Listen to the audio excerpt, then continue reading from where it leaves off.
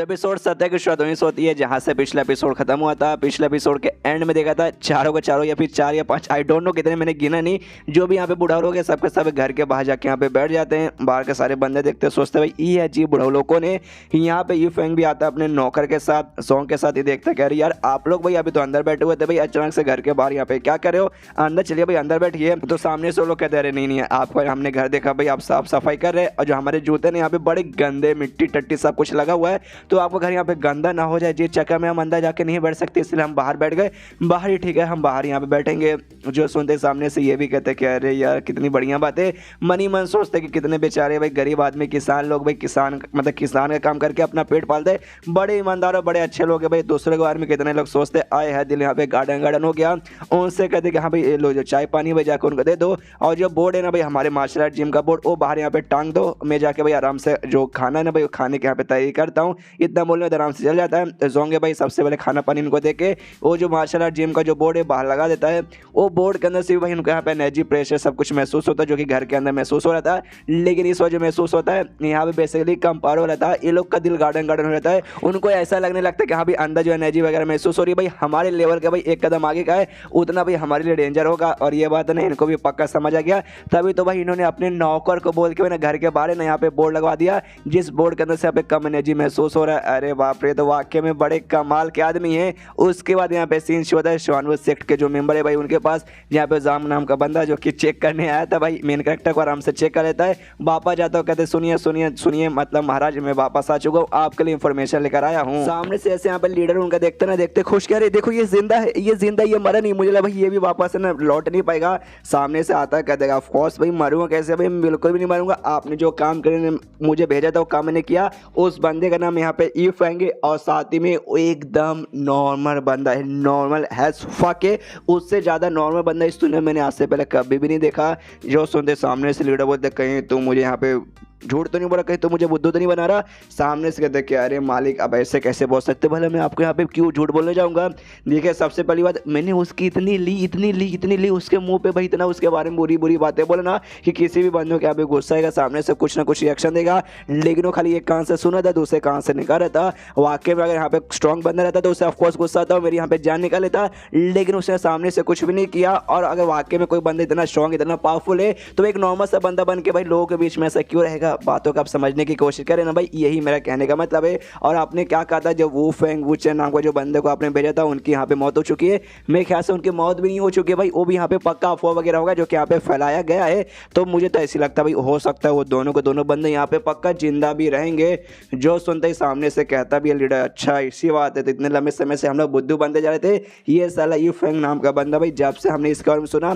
हमारी पूरी हालत खराब हो चुकी थी भाई, समझ नहीं आता क्या करे। एंड में खाली यहाँ पे नॉर्मल सा खाली निकल गया। अब तो भाई इसको लगता है मारना ही पड़ेगा। यहाँ पे ये जांग नाम का बंदा बोलता है यस जाइए मारिए भाई, तड़पाइए एकदम टॉर्चर कर करके मारिए, ताकि जब लोग है ना सामने से देखे तब उनको समझ है कि हाँ भाई एक नॉर्मल से बंदे ने इनसे पंगा लिया था तो इसकी ऐसी हालत हो गई, इसलिए भाई हम भी जाके बिल्कुल पंगा नहीं लेंगे। लेकिन जो फीमेल मेंबर है उससे दाल में अभी भी कुछ काला लगता है, और सामने से कहते कि देखिए मास्टर हमें ख्याल से भाई एक बार जाके हमें और भी है ना चेक करके यहाँ पे कंफर्म कर लेना चाहिए कि हाँ भाई दाल में कुछ काला है कि नहीं। मुझे नहीं लगता भाई वो वाकई में मतलब नॉर्मल नहीं लगता भाई, स्पेशल तो मुझे लग रहा है। सामने से लीडर बोलते नहीं उसकी यहाँ पे कोई जरूरत नहीं, इसने बोला नॉर्मल है मतलब पक्का यहाँ पे नॉर्मल रहेगा ही रहेगा। और ये बात वो फेंग वो चेंग वो भी पक्का दोनों यहाँ पे जिंदा रहेंगे। और उस बंदे ने शायद ना किसी तरीके से ना किसी और बंदे को बोल के किडनैप करवा के मार्शल आर्ट जिम करना भाई ऐसा पकड़ के रखा होगा। तो जाते भाई उनको आज़ाद करवाते हैं और उस बंदे को मार के जो भी हमें परेशानी हुई ना उस परेशानी का यहाँ पे बदला निकाल लेते हैं। और अकेले नहीं जाऊँगा, तुम भी मेरे साथ आओगे, और जितने भी मेंबर्स वगैरह ना भाई उसमें से ना 90% मेंबर को अपने साथ लेके यहाँ पे चलो।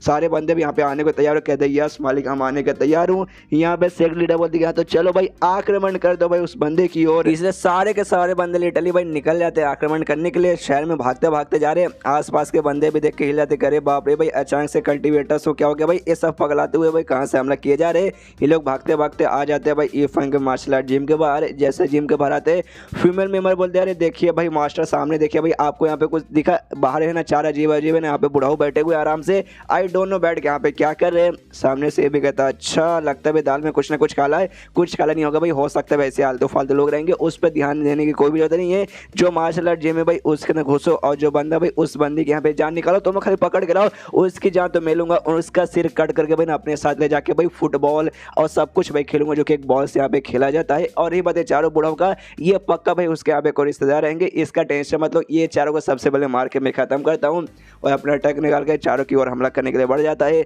जो से चिल्लाता है सालों बुढ़ाओ लोग, तुम लोग बच्चों नहीं, अरे यार मुझे ऐसा क्यों लगता है तुम लोग सबके सब यहाँ पे अंधे बहरो भी हो, सामने से आग बन करके बैठे हो, ऊपर से बहरे लोग हैं भाई, कोई यहाँ से भागने को तैयारी नहीं हो रहा। लेकिन जैसे लिटरली भाई यहाँ पे ना पास में अटैक करता है, यहाँ पे भाई बुढ़ाऊ क्या खुल जाती है, सामने से कहते हैं कि साला भाई कौन यहाँ पे कुत्ता जो जोर जोर से भौंके जा रहा है, हम लोग इतना आराम से अपना मेडिटेशन कर रहे थे, यहाँ पे अब लीडर की फटने लगती है, उसको महसूस होने लगता है कि एक समय भाई यहाँ पे 4 बंदे मुझे दिखाई दे रहे हैं और चारों बंदों के अंदर से मुझे पावर महसूस हो रहा है यहाँ पे मार्शल एंड सेक्टर का। अरे बाप रे, कहीं सारे के सारे बंदे यहाँ पे मार्शल एंड सेक्टर स्टेज तक के तो नहीं बंदे तो नहीं है। और फिर एक एक करके भाई ध्यान से इनका चेहरा देखता है, तब इसको याद आने लगता है, सबका नाम भी याद आने लगता है, जिसमें जो सबसे पहला अजीब सा जो बूढ़ा होता कहते कि अरे बाप रे, ये तो इतने कमाल के बंदे, इनके पास स्पेशल म्यूजिक इंस्ट्रूमेंट है, जो इंस्ट्रूमेंट यहाँ पे किसी के पास नहीं, किसी भी लिटरली उससे फाड़ के रख सकते हैं। दूसरे यहाँ पे जो मार्शल एंड सेक्टर है, अरे बाप रे, ये तो और भी कमाल के बंदे। एक दूसरा सेक्ट था जो इनके खिलाफ जाके भाई इनके खिलाफ बगावत खड़ी करके रख दी थी, जिसके बाद से इन्होंने भाई पूरे के पूरे उस सेक्ट को बर्बाद कर दिया और सेक्ट के जितने भी मस्त थे भाई सबको जान से मार के उसकी हड्डी का ना यहाँ पे माला बना के, अंगूठी बना के और मालूम नहीं क्या क्या बना के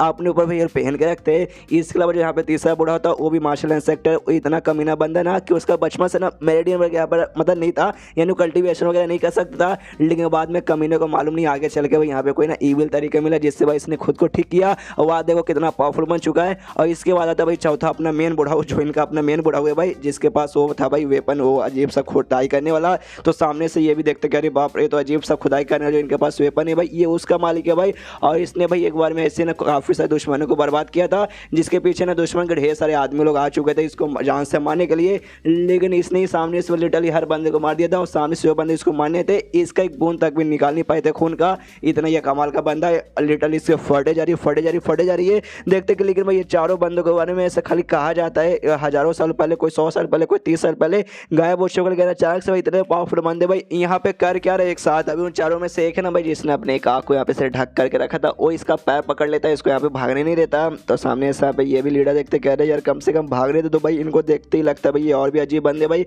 ये मेरी यहाँ पे कुटाई कर देंगे, मुझे पक्का जहाँ से मारेंगे। यहाँ पे फीमेल मेंबर नोटिस करते कह रहे बाप रे, जो हमारे लीडर ना भाई वो लगता है मुसीबत में आ चुके, बूढ़ा लोग उनके पीछे पड़ चुके, चलो जाके सबसे पहले अपने लीडर को बचाते हैं। लेकिन जैसे हमला करने जाते हैं ना आगे भाई एक कांच ऐसा इनविजिबल बोल सकते हैं भाई बैरियर इनके आगे आ जाता है, जिससे भाई लोग रुक जाते हैं कंफ्यूज के बाप रे अचानक से ये कैसे आ गया। तभी सामने से यहाँ पे कहता वही इंस्पेक्टर कहता है जिसने भाई लीडर को रोका था कि हाँ ये जो मार्शल आर्ट जिम है ना भाई इसके यहाँ पे साफ सफाई चालू है, लेकिन तुम सारे के सारे कमीने बंद हो भाई, तुम यहाँ पे घुस के वही से और गंदा करना चाहते हो, ओहो ना मुन्ना ना, तुम्हें यहाँ पे बिल्कुल मैं घुस नहीं दूंगा, सामने से सजा भी मिलेगा तुम्हें, और सजा है भाई सजा है मौत। और यहाँ पे मालूम नहीं कोई अजीब सा टेक्निक यूज करता है जिससे हड्डी का टुकड़ा हवा में आता है, हड्डी का स्किल मतलब सिर बोल सकते आता है, उससे अजीब सौरा रिलीज होता है, जिस सौरा क्या है ना प्रेशर के अंदर आते हैं जो भी बंदे थे भाई, और सारे के सारे बंदों की मौत वहीं पे हो जाती है, चमड़ी वगैरह खून वगैरह सब गायब, खाली उनकी हड्डी वगैरह बचती है और एक एक करके हड्डी भी गायब होने लगता है। ये फीमेल मेंबर थी, उससे छोड़ के उससे खाली जो कपड़े ना उसके कपड़े खाली यहाँ पे फटते हैं, क्योंकि भाई बाकी मेंबर्स के मुकाबले ये उनसे ज़्यादा स्ट्रॉन्ग थी,